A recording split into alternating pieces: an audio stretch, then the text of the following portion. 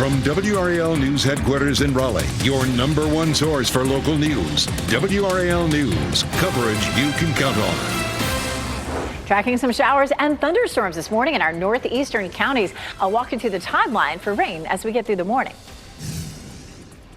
Around 5 a.m., a road in Johnston County reopened after a crash took down power lines. What state troopers say caused it.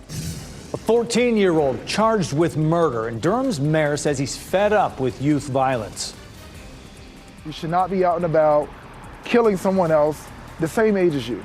There's no excuse for it. His call to the community to help find a solution. And a buyout deadline, the decision federal employees face today as the Trump administration looks to trim the workforce.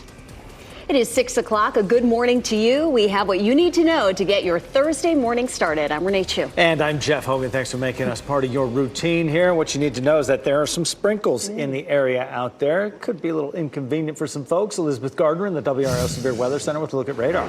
Yeah, we start with dual Doppler 5000 radar. First of all, take a look at what's happening across the rest of the viewing area. Earlier this morning, there were a couple of patches of some light rain. That looks like it's really tapered off. I'm not saying you won't see a little bit of drizzle, but we're just not going to see much rain except for what's happening up here in the northeast. So we'll zoom in here and you can see this little cell, some thunder and lightning associated with that just north of Rocky Mount. You can see it's all headed off to the east. So we give that another 30 to 45 minutes or so and it should be out of our viewing area. After that, we may see some rain and some thunderstorms to our north, which could include Mecklenburg County, Virginia. So this morning, it's a 20% chance. And then we see some sunshine later this afternoon, which should bump up our temperatures. Of course, along that path of the rain this morning was Lewisburg. And you can see it's quite wet there. A lot of our northern counties dealing with some wet conditions. To start with, 40 degrees in the Triangle. We'll see sunshine this afternoon, and that will allow our temperatures to warm up to around 70. But we still have a roller coaster ride with our temperatures into the weekend. I'll show you coming up, Ken. 6:01, Elizabeth. Some of those rain showers you just mentioned fell in the Durham area. As you see from this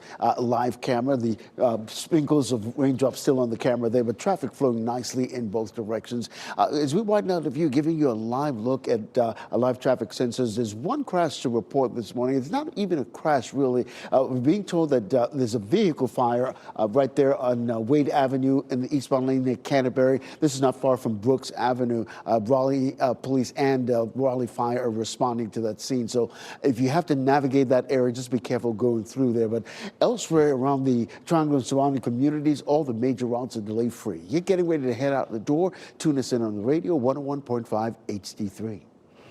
Ken, thanks. Today, federal employees will have to decide whether to take a buyout offered by the Trump administration. Those eligible have until midnight to make their decision. WRAL's Kelsey Coffey explains that thousands have already taken the offer. Federal workers will have until midnight tonight to sign that dotted line. We know that more than 50,000 federal employees live here in North Carolina, according to federal data, and dozens of them work here in this building in downtown Raleigh. This deadline comes after President Trump ordered federal employees to stop remote work and return to the office. His message: return to work in person, resign, or be fired. If workers agree to resign by midnight, they can get paid through September. Most full-time federal employees are eligible, but there are a few exceptions, like the military, U.S. Postal Service employees, and positions related to immigration enforcement or national security. 40,000 workers have already taken the buyout. That's about 2% of the people who were offered the deal. Several federal workers unions have filed a lawsuit to halt this deadline. A hearing for that is scheduled for this afternoon at 1 o'clock. Kelsey Coffey, WRAL News in Raleigh. This morning, just about 30 minutes ago, NC 210 in Johnston County reopened. A crash had brought down the power lines right near Lake Magnolia Way. This was the scene there as power was knocked out to about 100 customers for about 7 hours. Troopers say the driver is charged with DWI and taking out that pole. A passenger in the car was taken to the hospital and is expected to be okay. Tonight, staff at Durham Public Schools will take the next steps toward addressing their budget shortfall.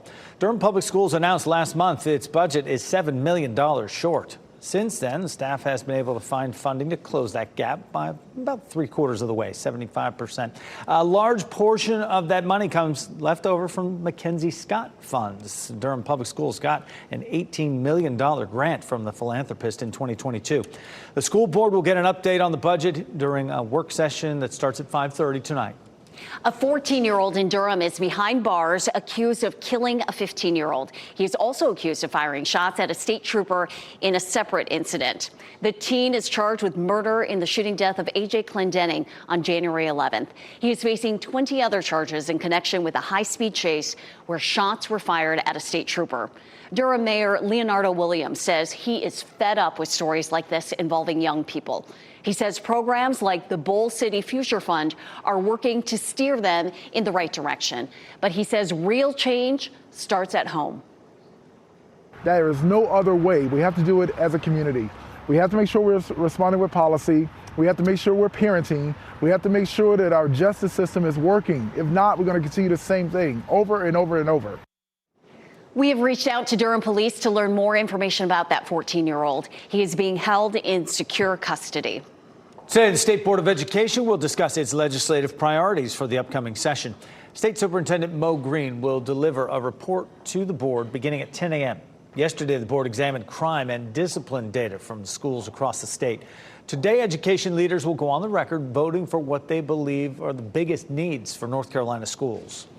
Right now, Democratic senators are on the Senate floor protesting the nomination of President Donald Trump's pick for Office of Management and Budget Director Russell Vaught. They've been speaking for about 16 hours now, and they're expecting to keep going all day. Democrats are holding what they are calling a talkathon. They are filling the 30 hours they are allotted for debate about a confirmation. Vaught passed through his Senate committee hearing with a unanimous vote. The hours of speeches are not expected to affect the final vote on him. He's likely to be confirmed along party lines once the 30 hours ends. Vaught is a co-author of Project 2025. He also served as a platform policy director for the Republican National Committee. Also this morning, the Johnston County School Board will vote on who will fill the seat vacated by Ronald Johnson. The board will vote on his replacement this morning at 8:30. Johnson was found guilty last month of extortion and other crimes. Testimony in the trial included sexual affairs with Johnson County school employees and other accusations. A judge sentenced him to at least 6 months in jail. A student at a school in Franklin County will face discipline and possible charges after being caught with a loaded gun. The principal of Bunn High School says that student was searched after being pulled into the office for a disciplinary matter. And that's when they found the firearm. The principal says there is no evidence the student intended to harm the school. A man in Moore County is charged with multiple offenses involving a child. 27-year-old Charles Owens is charged with abduction, indecent liberties, soliciting a child on a computer, and exploiting a minor. Aberdeen police discovered this when they received a report of a missing child. During the investigation, the officers say they found inappropriate communication between Owens and that juvenile. Owens is in the Moore County jail without bond. President Trump's proposal to force Palestinians out of Gaza and take over is drawing global reaction, including here in Raleigh. We talked to a Palestinian American who grew up in Raleigh about the president's statement. Samira Haddad says her grandfather was forcibly removed from Palestine back in the 1940s and was never able to go back. Her family lived as refugees for decades. She was emotional hearing President Trump describe a similar outcome for Palestinians. But she said people in Gaza will not abandon their home. I don't know what's going to happen. I don't know, what is his plan. But I can tell you that we know from history what happens when you leave your homeland. And Palestinians are not going anywhere. Reaction from Republicans has been mixed. House Speaker Mike Johnson says he'd support the president, while Senator Rand Paul says we have no business contemplating yet another occupation. For more reaction, go to WRAL.com. It was a late night tip-off and an early morning ending for NC State basketball. Just around 1 o'clock this game ended, and sadly it ended with another loss. The Cal Golden Bears hosted NC State for this ACC matchup. 2,500 miles away out in Berkeley, California. The Wolfpack unable to keep up in this one. They lost 74-62. Their 7th loss in a row. They haven't won a game outside of Raleigh all season. Time is 6:09 here in the WRAL Live Center. Monitoring the Northeast right now because there are school closings all across several different states up there because of some winter weather that's pushing through. Right now, this is a live look in Cayuga County, New York. As you see, there's plenty of snow on the ground that's there. And over here, or actually I should say, this is Connecticut. This is in New York right here. This vehicle that's driving on the road where you can see the snow coming down. Freezing rain, snow, sleet, and ice was predicted to hit the New York City area. But as you see all this, at least right here on this video, the snow clearly coming down, and they're going to have some stuff to contend with there in the Northeast. Thanks, Chris. We're coming up on 10 after 6 on your Thursday. Supporting victims of abuse. The National Women's Soccer League's created a fund for players after a scandal in the group. The ties to our local team, NC Courage. And another plane incident, this time on the ground at Seattle International Airport. We'll show you what happened there that caused a ground stop. And Elizabeth, tracking a pretty mild day for today. Yeah, temperatures are going to warm up after some rain moves through. I'm tracking a few showers and thunderstorms right here near Rocky Mount. I'll show you when that lifts out of our area. As you get into your car, tune to WRAL News Plus on your radio. In Raleigh on 99.3 FM. In Durham, 96.5 FM. And everywhere on 101.5 HD3.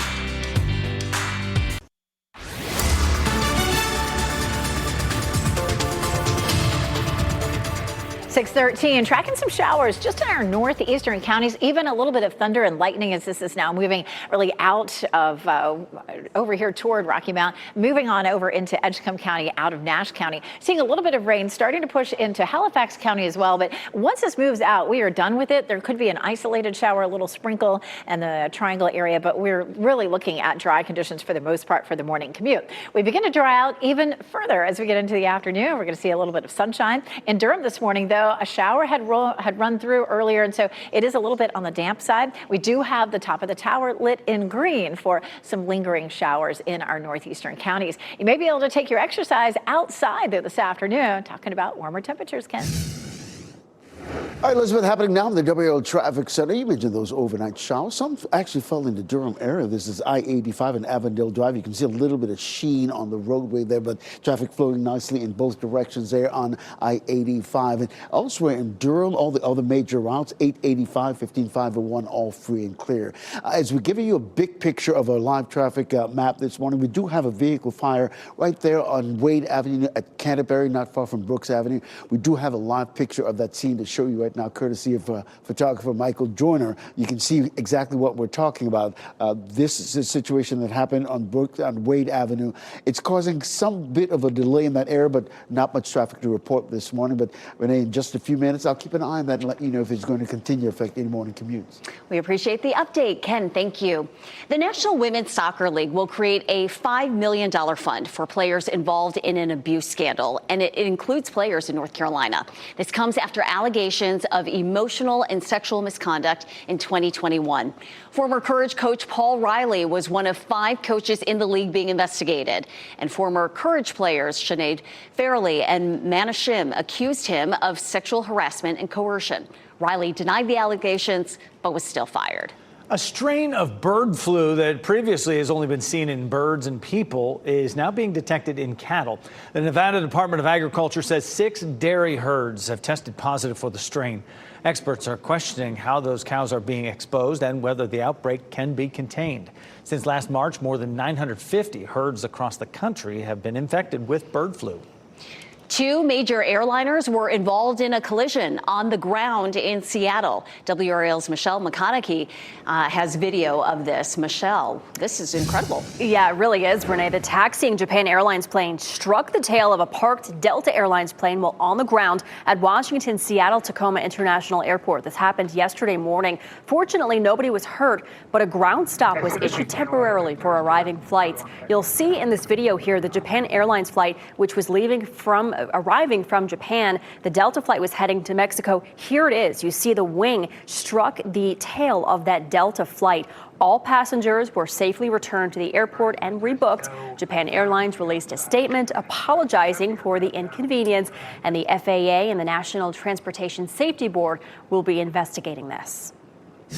Time is 6:16 here in the WRAL Live Center. I just want to show you these images of the people right now in Sweden. I mean, they are hurting right now after that mass shooting there in which 10 people were killed. Just some of the photos, people hugging each other, just trying to comfort each other during a tough time here right now. And you'll see right there, a memorial has started to grow outside the adult education facility where this shooting was carried out. And then this gentleman right here just paying his respects in that regard. Now, we do know that from investigators in Sweden that the shooter was connected to that facility. He actually attended school there after he was found. They say that he had not only some licenses to hold those weapons next to his body, but also large amounts of ammunition nearby that were unused as well. So certainly people in Sweden right now are just hurting after that shooting that unfolded there. Thanks for that update, Chris. The family of country superstar Toby Keith is honoring his legacy 1 year now after his death. Keith's children shared heartfelt messages on social media, encouraging fans to listen to his music and toast his life, maybe with a red Solo cup. Toby Keith was diagnosed with stomach cancer in 2021. He passed away February 5th last year. More help is on the way for small businesses in western North Carolina impacted by Helene. Governor Josh Stein announced the Duke Endowment has allocated $5 million toward the Small Business Initiative Grant Program. Since the program was announced on January 31st, nearly 900 businesses have applied for help. 6:18, the time right now on your Thursday. All week long, we've been telling you about the ups and downs and the temperatures that we can expect. We've seen that, and also about this rain that we could see on our way. And Elizabeth Gardner in the WRAL Severe Weather Center, just part of our viewing area, getting that now. Yeah, the biggest issue this morning is rain, but it's really not for everyone. We're not seeing it around the Triangle area or southward. So it's dry in Fayetteville and Raleigh, as well as Apex and Chapel Hill. There was just a little bit of light rain that passed through this morning in a couple of spots, but really nothing from the Triangle area southward that's going to cause you any issues. Chapel Hill there, courtesy of Top of the Hill Restaurant. Here's a look at the big picture, and we have a warm front that's starting to lift northward, and that's where we're getting some of these storms from. Underneath that warm front, we warm up this afternoon, and then some tornadoes along this cold front. That cold front moves through here tonight and early tomorrow, but I would not expect us to see that same amount of severe storms. However, we may see some thunderstorms tomorrow morning. We're seeing a little bit of lightning associated with this band, but it is weakening very quickly. We'll zoom in here, and you can see just north of Rocky Mount. That's moving on up toward Edgecombe County, Halifax County. We'll give that another 30 to 45 minutes at the most, and that's going to be the end of it. It's not out of the question that we could see an isolated shower at some point, but nothing that's going to cause problems for our morning commute. Our temperatures are in the upper 30s to low 40s now, and we're going to hold pretty cool all the way through the morning. Cloudy skies, a quick shower, a little sprinkle, maybe on and off, but most of the rain stays up into Virginia. Once we hit lunchtime, we'll begin to see the wind shifting, coming more strongly out of the southwest. That's going to push warm air in. Skies should begin to clear. It'll be drier, and temperatures this afternoon will range from the mid 60s to around 70. We're forecasting 70 in the Triangle. At least we'll get into the mid 60s at the minimum. There's going to be a range there across our region. As we get into tomorrow, early in the morning, we'll have a few showers that roll across the area, and then that's it. We're looking at clearing skies, and temperatures should be nice and mild on Friday as well. So it's 20% chance for this morning, and then it's over. 20% chance Friday morning, a small chance on Saturday, and then again Monday we turn to a good bit wetter. Looking at cloudy, chilly conditions Saturday, so we're giving it the yellow light, but gosh, Sunday looks phenomenal. Fire up the grill. We could be seeing near record warmth in Raleigh and in Fayetteville with those temperatures in the mid 70s to around 80 degrees. So your Super Bowl Sunday is looking good. We turn much cooler Monday, Tuesday, and Wednesday, and we'll talk about that bigger change coming up, Ken. Take those Super Bowl parties outside. It could be, yeah, That? definitely. Thanks. Hey, we're following some breaking news here in West Raleigh. This incident on Wade Avenue in the eastbound lane at Canterbury, not far from Brooks Road Avenue, I should say. Photographer Michael Jordan giving us a live picture of this vehicle that apparently crashed into that fire hydrant, that pole. You can see it caused some vehicle damage right there. The Raleigh Fire Department was called to that scene, but right now just one lane in this particular area closed. Not much traffic to report, so it's not really going to affect your morning commute any, but I'll keep an eye on that and let you know if it's going to affect you in any way. We also are looking out in Durham. All things are free and clear this morning. You're getting ready to head out. Tune us in on the radio. We'll keep you updated. Ken, thanks. United in protest. People from around the nation are protesting recent actions from the Trump administration, what they hope to achieve with the 50-51 movement. No cell phones in class. It's a common school rule in a lot of places. It could soon become a state law. The legislation that would require teachers to enforce a no phone policy at all times. And coming up on Today, we are getting a look behind the scenes at Studio A, the home of Saturday Night Live. How the historic studio has played host to the iconic show for the last 50 years. And here's a look at your winning NC Education lottery numbers on your screen right now. We're back with what's trending next.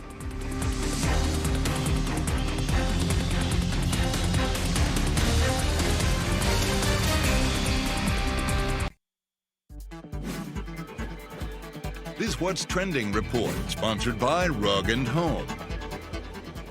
Scientists are returning to Jurassic Park for another adventure on the big screen. And Ken Smith is here now with another adventure in What's Trending, Ken. How about this? Universal Pictures giving us our first look at Jurassic World Rebirth. These dinosaurs were too dangerous for the original park. Please don't say they're raptors. They're raptors. Hang on to your seats. Scarlett Johansson and Jonathan Bailey star in this latest installment of the Jurassic franchise. It comes out in theaters 4th of July weekend, actually July 2nd. Yeah, latest installment. Can you believe this is the 7th Jurassic movie? The original came out in 1993. Wow. And it's still going on. Remakes not extinct. No, you can't get enough of it. It's amazing. Hey, heavy metal fans will be excited about this. Ozzy Osbourne going on stage with Black Sabbath one last time. The heavy metal icons will perform July 5th in Birmingham, England. Proceeds from the show will go to charity. It's been 20 years since they got the band together. Wow. They're doing it again. And Ozzy said it's time for him to go back to the beginning, the place where he was born, Birmingham, and give back to the people. Nice. Reunions and remakes. That's 2025 for you. Yeah. Story of it.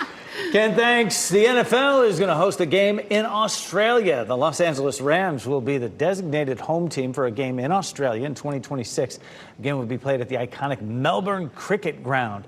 The Rams' opponent, as well as the date, have not been set yet. This will be the first regular season game ever to be played in Australia. Not the first time the NFL has played there. The Denver Broncos and San Diego Chargers played a preseason game more than 25 years ago, 1999, in Sydney. A cell phone exploding. A Fuquay Arena man says his iPhone blew up in his pocket. The potential cause. And we've had some showers and thunderstorms crossing our northern counties this morning. It's almost out of here. I'll show you what we'll see for the rest of today. And a live look for you right now. This is Brooks Avenue in Raleigh, where this crash is affecting traffic. Ken Smith will be back after the break with a look at your morning commute.